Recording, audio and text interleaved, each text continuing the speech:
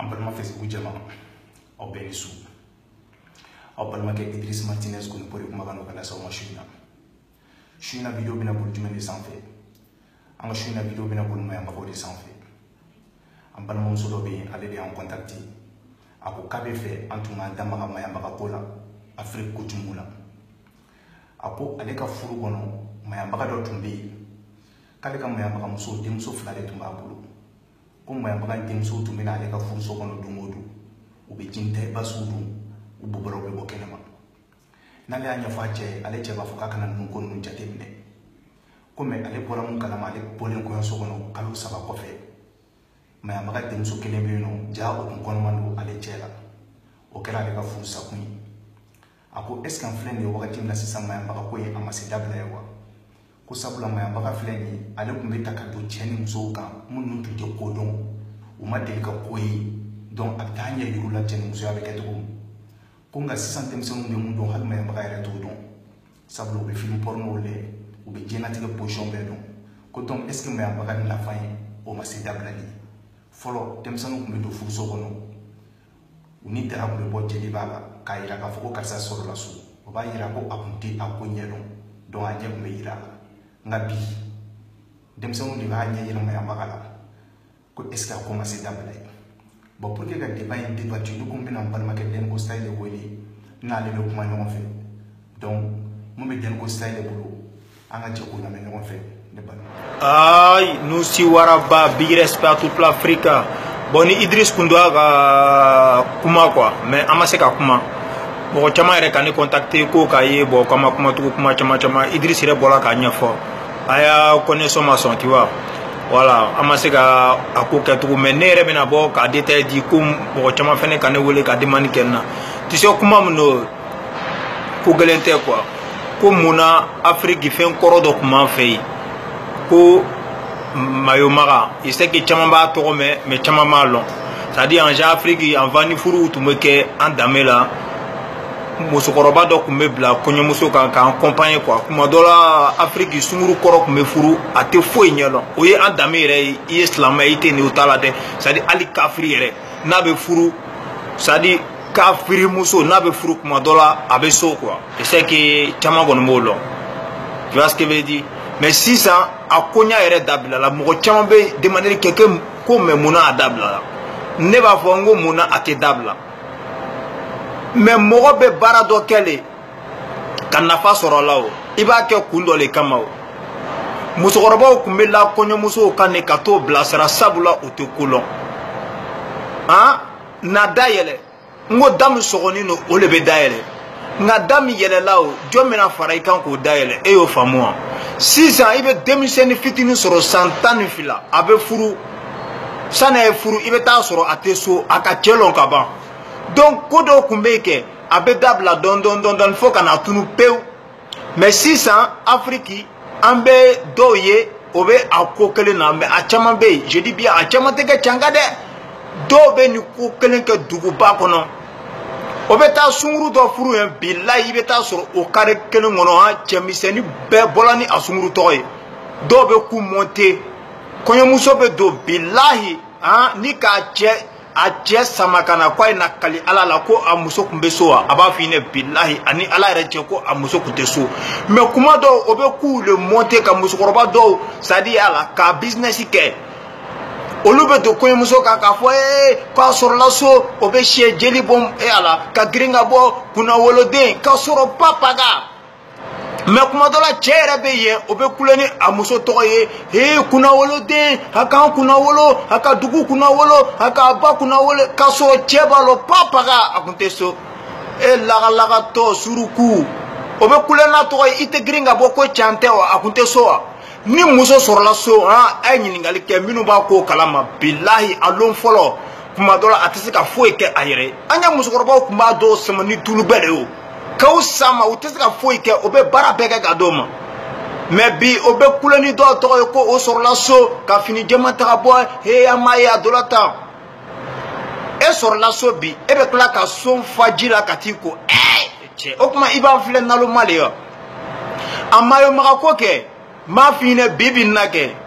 ni amese anya dabla ali brusu kono bibi na Moko chama be o ba fo ko sorola so a chama te soro so muso mbe soro so bi aga dogo ngo muso ba fo o dalali kuni be jeli nyini be ta abattoir la ko konyo bongono ate soro ngo muso le bo fo bi ni kibe muso nyini na mimbe so ni mi jija ite muso soro ka furu so billahi e ala ngibe den fitini santani fla soro ani so cheka jam abe foso kofe o here ni ba fa do yere woloni ne bola so ko kaba ko le be danga minu ba fa anye kumaka mayo makako dablala muna dablala ne ba finyina muna ate dabla ngole fina kuma damine aina dadayele ngo dam sogoni no ole be dayele nga dam dayele ni no ibe mayo makata na blaka muna kuma dola ha ebe ta bla doka ka deme ka ko to yirala mais autre be porno flé autre be milo e musoroba tolo donc musoroba kay c'est pas l'appel quoi olu kuma ke horonya le kan ni den sur la so obe boka foka sur la so ni den ma sur so obe boka foka ma sur so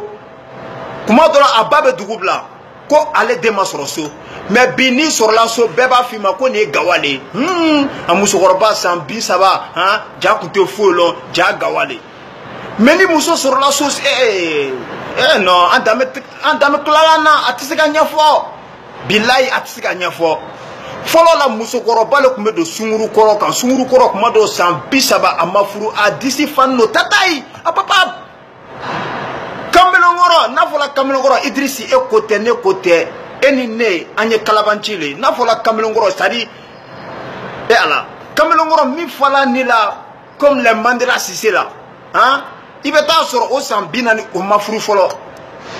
o bena furu lomna o muso te tielo kuma dola tie yere te musolo muso goroba le bedo sunguru koro ni kamlongoro kaka kuma noye kuma dola fa ba fo tiene ta dondoni ni mo kula de ate dugulo billahi ibe ta soro sunguru ni fenete dugulo kuma dola kuma be keni tie ko eta dondoni ko sunguru te fo lo de kuma dola tie yere te fo lo mais musoroba bo demete ka ko nya yere la sutura la anya dame kono anya horonya la mais bi anko en civilisé la hein ibe imami yere den soro billahi kuma dola imami yere kono ko adente foilo ademba kumeleke aba foye ne demso ma foilo kuma dola imami abe to le droko afale bi suno billahi kuma dola ikelenta bo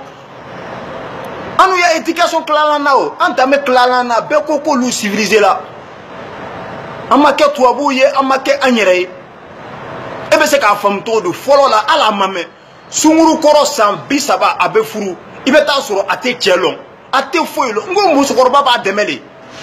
o kunyo kuna wole donye me bi anya muso mani chama kuma kan ko ni soro la so kuye gawale me mayo maga beta mune nyini e kai ha ni muso koroba tala ki beta nyero la otena foke jayile ni musokoroba nyele abe yala yala lanko ni munafijale nsunguru koro abe porno flala porno flala flede hein demseni fitunu bebe porno fle hein obe chokoroba la shio nyene foka foko e ko ntese foila hein amaye makako e ala fin fo ete dabla gbanzan kune bala ko le fino ay dada yala ngo dam sogoni no ole be dayele nga dam dayele no jome ta fare ka ko daele aklima ala afamu ko billahi anta me klana ni kibe kuma dron jeni rabe kokoro ka tuabu sembe o ya kokoro ka o tabla mo chie ino européen fle o franjo ka hein